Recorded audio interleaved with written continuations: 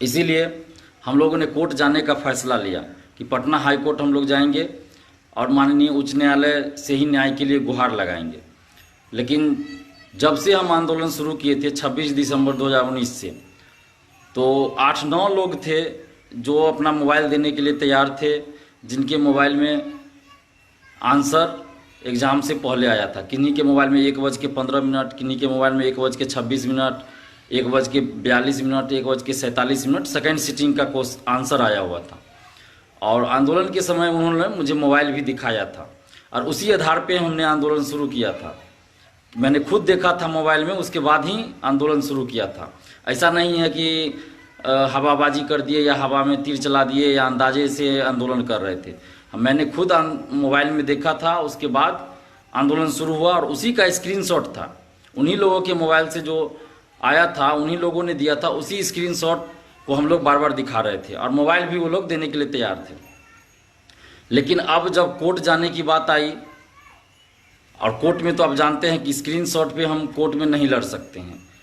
अगर स्क्रीनशॉट पे ही कोर्ट जाना होगा तो ये समय की बर्बादी और पैसे की बर्बादी होगी, और किसी को मैं गुमराह नहीं करना चाहता, या न पैसे का बर्बादी चाहता हूँ और न ही छात्रों को गुमराह करना चाहता हूँ। इसलिए मैं सच्चाई बताना चाहता हूँ कि अभी जब से कोर्ट जाने की बात हुई और हम लोगों ने कोर्ट की प्रक्रिया भी शुरू कर दी, वकील लोग से बात भी कर लिया, सारा चीज़ ठीक हो चुका था और पिटिशनर बनने का काम भी चल रहा था।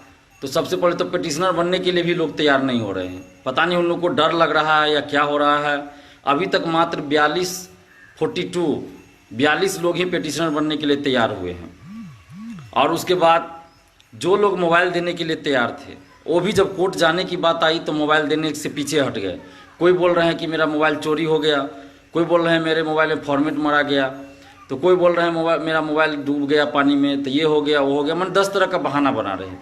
अब किसी से ज़बरदस्ती तो हम लोग छीन नहीं सकते हैं मोबाइल, लेकिन ये जो आप लोग कायरता वाला काम दिखा रहे हैं, कायरतापूर्ण काम कर रहे हैं, तो आप उसी समय बोलते कि हम मोबाइल नहीं देंगे, आपके भरोसे हम नहीं रहते। लेकिन आज जो कायरता वाली बात आप कर रहे हैं कि मोबाइल खो गया, तो मोबाइल चोरी हो गया, तो पानी में गिर गया, तो फॉर्मेट मार दिए, तो ये करके आप किसको धोखा दे रहे हैं? अपने आप को धोखा दे रहे हैं आप। ये लड़ाई किसी एक स्टूडेंट की नहीं है, ये लड़ाई बिहार के तमाम युवाओं की है। और हर एक प्रतियोगी परीक्षा में इस तरह की बात हो रही, पर्चा लीक हो रहा है, और उससे हम लोग आज़ादी चाहते हैं, इसलिए हम लोग ये लड़ाई लड़ रहे हैं। लेकिन कुछ लोगों की कायरता की वजह से हम लोग अभी तक कोर्ट में केस नहीं किए, रुके हुए थे। और इन लोगों को शर्म आनी चाहिए जो कल तक मोबाइल देने के लिए बोले था। बार बार फेसबुक व्हाट्सएप ग्रुप में बार बार मेरे ही खिलाफ यही लोग कमेंट कर रहे थे कि दिलीप को नेता बनना है, इसलिए कोर्ट नहीं जा रहा है। लेकिन अब जब कोर्ट जाने के लिए तैयार हुए तो यही लोग मोबाइल देने से पीछे हट गया। और उसी में से कुछ लोग बोल रहे हैं कि दिलीप आप पैसा खाने के लिए कोर्ट जा रहा है। तो भाई कोई एक चीज़ पे आप फोकस करो ना, कि मैं नेता बनने के लिए कोर्ट नहीं जा रहा हूँ या पैसा खाने के लिए कोर्ट जा रहा हूँ। दोनों में से कोई एक ही बात सच होगा ना। जब कोर्ट नहीं जा रहे थे तो आप बोल रहे थे कि नेता बनना है इसलिए कोर्ट नहीं जा रहा। जब कोर्ट जा रहे हैं तो बोल रहे हैं पैसा खाने के लिए कोर्ट जा रहा है। आप मोबाइल भी नहीं दे रहे हो, और फेसबुक व्हाट्सएप ग्रुप में 2 महीना से हल्ला मचाया हुआ था यही लोग। और व्हाट्सएप ग्रुप में तो इतना मेरे अगेंस्ट में कमेंट कर रहा था, इतना आपत्तिजनक बातें लिखी जा रही थी कि मैं बर्दाश्त करके था, मैं फिर भी कोई रिप्लाई नहीं करता था। और ये लोग मोबाइल देने के लिए अब तैयार नहीं है, मोबाइल नंबर तक देने के लिए तैयार नहीं है जिस नंबर से आंसर वायरल हुआ, आंसर आया था। कम से कम हजारों स्टूडेंट्स ऐसे हैं बिहार में जिनके मोबाइल पे आंसर आया था एग्जाम से पहले, लेकिन वो लोग अब देने से पीछे हट रहे हैं। जो लोग 8-9 लोग बोले थे कि हम देंगे, केस कीजिए, शुरू से, आज से नहीं, 26 दिसंबर से वो लोग बोल रहे थे। लेकिन अब जब हम कोर्ट जाने के लिए तैयार हुए तो वो लोग पीछे हट जा रहे हैं, बहानाबाजी कर रहे हैं। कभी बोल रहे थे कि हम लॉकडाउन में नहीं आ रहे हैं तो आप मेरे घर आ जाइए, हम दे देंगे।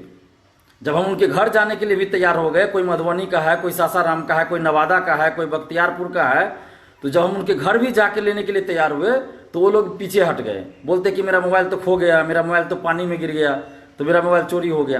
तो ये आप कायरतापूर्ण काम कर रहे हैं। या तो फिर आप शिक्षा माफियाओं से मिल गए होइएगा, पैसा ले लिए होइएगा, इस वजह से आप नहीं देना चाहते हैं, या फिर आप कायरतापूर्ण काम कर रहे हैं। ये 2 ही बात हो सकती है, क्योंकि मैंने तो खुद आपके मोबाइल में देखा था, उसके बाद ही हम लोगों ने आंदोलन शुरू किया था।